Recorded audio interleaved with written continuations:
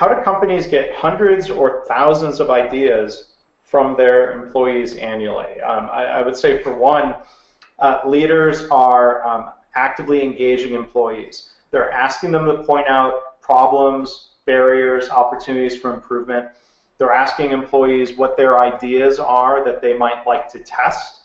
I mean, I think the biggest factor I've seen, it's not targets for everyone must do X number of improvements. It's not about incentives. It's about leaders engaging their people, tapping into intrinsic motivation. Back to what Greg mentioned, what you mentioned about Shingo, easier, better, faster, cheaper, questions like that. And it's really, I think it's that effort of working with people to help test and implement ideas and then giving recognition more so than rewards. The more you help follow that pattern, the more that culture is going to build, and before you know it, you've got hundreds or thousands of ideas every year.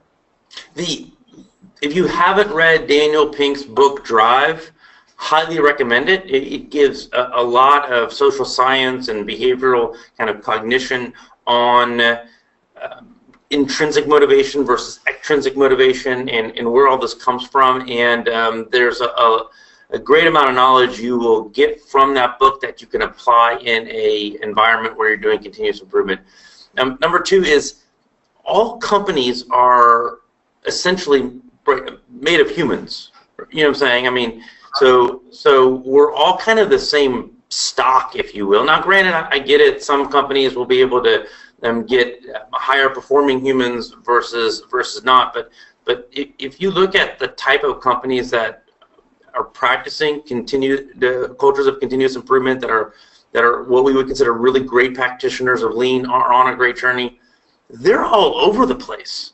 You can't say, well, they're all 5'8" and this and this and this. I mean, they are every shape and size, every industry in every country, and it just really shows that. I mean, this is you're tapping into some really core human instincts when you start engaging in these practices. So there's nothing magical about it.